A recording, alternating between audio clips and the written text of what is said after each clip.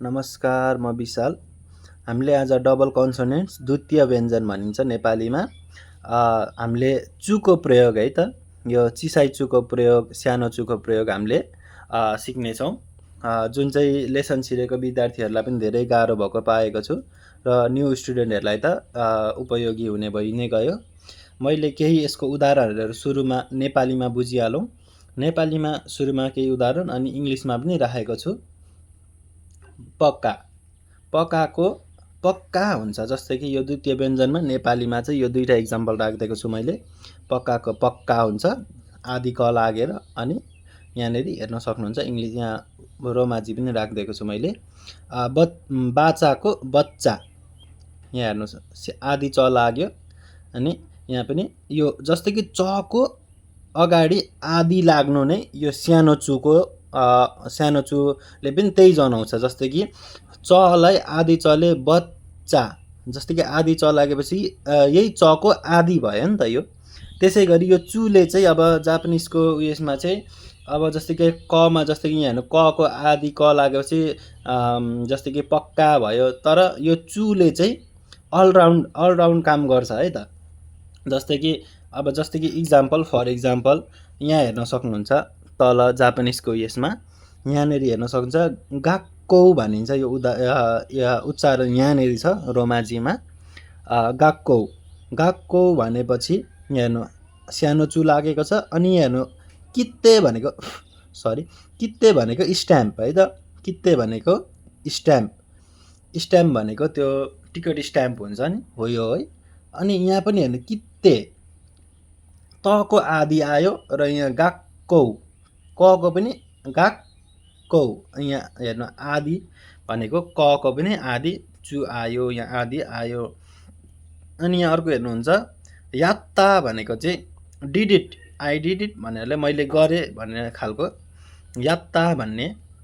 यहाँ पनि तको आदि हेर्नु, यहाँ आदि हेर्न सक्नुहुन्छ। आदि चुले आदि त पनि जनायो, अनि आदि यहाँ पनि आदि त जनायो, यहाँ आदि क जनायो। अनि यहाँ हेर्नु जास्सी भनिन्छ यसलाई चाहिँ। यहाँ हेर्न सक्नुहुन्छ हामीले प्रिभियस भिडियोहरूमा सिकेको यसरी काम लाग्छ है त। यहाँ हेर्न सक्नुहुन्छ सामा तेन लागेपछि यो जा भयो, अनि जास्सी भएपछि यहाँ रोमाजी छ, यहाँबाट उच्चारण हेर्न सक्नुहुन्छ। जास्सी भनेको चाहिँ म्यागजिन है, म्यागजिनहरू तपाईँले अब हाम्रो नेपालमा त त्यस्तो धेरै चल्दैन, बाहिरतिर जापानतिर विदेशतिर अरू देशतिर धेरै चलेको हुन्छ जास्सी। अब यहाँ हेर्नु सानो चुको यहाँ सी छ होइन, सी छ। अब सीको पनि आदि जास्सी आदि, जस्तै कि यहाँ हेर्न सक्नुहुन्छ यहाँ आदि स लाग्यो। अब जस्तै कि यहाँ आदि स लाग्यो भनेर बुझौँ, यहाँ आदि स लाग्यो। यसरी चाहिँ यो चुले काम गर्छ। जस्तै कि नेपालीमा चाहिँ सबैको आदि आदि लेख्नु पर्ने हुन्छ, र चुले चाहिँ जापानिजमा अलराउन्ड काम गर्छ। र अर्को भनेको इङ्ग्लिसमा पनि इक्जाम्पल हेरिहालौँ। रनको रनिङ, यहाँ हेर्न सक्नुहुन्छ रनिङ, यहाँ डबल एन आयो होइन त। जस्तै कि आरयुएन रन भनेको यो जस्तै कि नर्मल भयो, एउटा रन भनेको कुद्नु, अनि रनिङ भनेको कुद्दै गरेको। यो भनेको चाहिँ द्वितीय व्यञ्जन डबल कन्सोनेन्ट्स भयो। स्टपको स्टप्ड, अब यहाँ हेर्नु स्टप्ड डबल पी आयो, यहाँ हेर्न सक्नुहुन्छ डबल पी स्टप। अब स्टप भनेको रोक्नु, अनि स्टप्ड भनेको रोकिएको। जस्तै कि यहाँ हेर्न सक्नुहुन्छ पी लागेपछि पीको आदि पी जस्तै भनौँ न। यो नेपालीमा अब इङ्ग्लिसमा यस्तो हुन्छ, नेपालीमै आदि क आदि च लागे जस्तै यसलाई पनि भनिन्छ। यो पनि डबल कन्सोनेन्ट्स इङ्ग्लिसमा हो। अब यहाँ हेर्नु बिगेनको बिगिनिङ होइन, डबल एन आयो। त्यस्तै गरी यहाँनिर मैले केही इक्जाम्पलहरू पनि राखिदिएको छु, यो हेर्नु होला। यो चाहिँ इक्जाम्पलहरू हो। अब मेन विषयमा हामी अब यहाँ जापानिजको चुलाई कसरी उयो गर्ने हामी यहाँ हेर्नु। अब इक्जाम्पल, सानो चुको प्रयोग इक्जाम्पल हेर्नु। अब साका, सा अनि का, साका भनेको चाहिँ स्लोप, हिल, ढलान अथवा डाँडा। यो अर्थ लाग्छ, यो मिनिङको चाहिँ है, यो साका भनेको चाहिँ ढलान अथवा डाँडा भन्ने मिनिङ लाग्छ। अब यसमा सानो चुको प्रयोग गर्दाखेरि, सानो चु आउँदाखेरि यो के हुन्छ त भन्दाखेरि अब हामीले हेर्न सक्छौँ, सानो चु लागेपछि यहाँ हेर्नु सा, यहाँको सा आयो अनि का, यो का आयो, तर यहाँ सानो चु लागेको छ। सानो चु लागिसकेपछि यहाँ हेर्न सक्नुहुन्छ सा अनि का छ, तर बिचमा एउटा आदि काको आदि क आए जस्तै यहाँनिर के छ, अर्को के मैले लेखेको छु, यो चाहिँ इङ्ग्लिसमै लेखेँ, अर्कोचोटि चाहिँ म मजाले नेपालीमा पनि लेखिदिउँला। जस्तै कि साक्का एउटा पज हुन्छ क्या, जस्तै कि साक्का, यहाँ हेर्न सक्नुहुन्छ साक्का यहाँबाट जम्प हाने जस्तो, जस्तै कि अलिकति अड्केर अनि जम्प हाने जस्तो, जस्तै कि यहाँ पज हुन्छ एउटा पोइन्टमा गएर जस्तै कि साक्का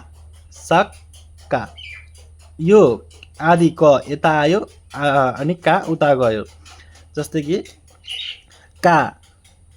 काको आदि क हो नि त, यो त कको आदि क हो नि त, त्यसैले यहाँ हेर्न सक्नुहुन्छ साक्का साका, यहाँ हेर्नुहोस् न साका मात्रै थियो भने साक्काको अर्थ चाहिँ राइटर, लेखक हुन जान्छ साक्का।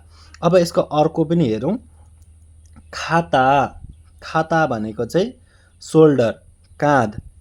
अब यसमा सानो चु लाग्दाखेरि यसको अर्थ के हुन्छ त भन्दाखेरि यहाँ हेर्न सक्नुहुन्छ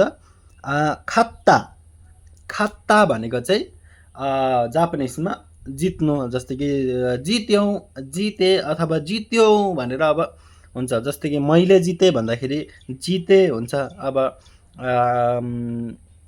जित्यौँ भन्दाखेरि जित्यौँ, अनि अर्को जित्यौँ भन्दाखेरि हामी सबैले जित्यौँ हो, त्यसरी अर्थ लाग्छ। यो खात्ता भनेको चाहिँ त्यही है। अब यहाँ हेर्नु खा अनि ता, खात्ता। अब यसले सानो चुले आदि त जनायो है, यहाँनिर आदि त जनायो, खात्ता। तको आदि त गर्दाखेरि ताको आदि त भएर यहाँनिर अगाडि लाग्दियो, जस्तै कि यसको उच्चारण गर्दाखेरि खात्ता। अब यहाँ हेर्न सक्नु, यहाँ काँध थियो भने यहाँ जित्यो भन्ने अर्थ लाग्यो, चु लागेपछि खात्ता भन्ने, यहाँ हेर्नु खात्ता, यहाँबाट पनि पज भयो, एउटा पज आयो यहाँनिर अलिकति, अनि ता आयो अन्तिममा, खात्ता। यसरी बिचमा एउटा पज आउँछ अनि मात्रै यो पुरै, जस्तै कि तपाईँहरूले यसलाई खत्ता भन्नुभयो भने अलिकति उयो हुन्छ, खत्ता। यसरी उच्चारण मिस्टेक गर्नु हुँदैन, जस्तै कि खाता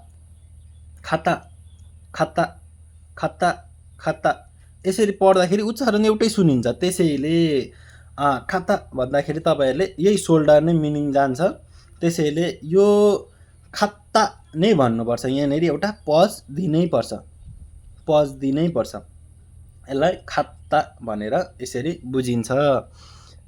अब यहाँको इक्जाम्पलहरू तपाईँहरूले हेर्नु होला, किनकि नयाँ स्टुडेन्टहरूलाई गाह्रो चाहिँ हुनसक्छ, यो गाह्रो चाहिँ हुन्छ, किनकि अब लेसन छिर्नु भएकोहरूले पनि अब गाह्रो हुन्छ भनिसकेपछि अब यसलाई फोकस चाहिँ गर्नुपर्छ, प्र्याक्टिस गर्नुपर्छ। यस्तो खालको उयोहरू के अरे डबल कन्सोनेन्ट्सहरू खोज्नुहोस् हजुरहरूले, अब कहाँबाट, युट्युबबाट हुन्छ, अब च्याट जिपिटी अथवा गुगलबाट कहाँबाट हुन्छ, हजुरहरूले के चलाउनुहुन्छ त्यो खोज्नुहोस्, अनि त्यस पछाडि प्र्याक्टिस गर्नुहोस्, उच्चारण पनि गर्नुहोस्। जस्तै कि सुरुमा अब नयाँहरूले यति गाह्रो नआउन सक्छ होइन, सुरुमा अब उच्चारण गर्न सिक्नुहोस्, जस्तै कि अब को अनि को भनेको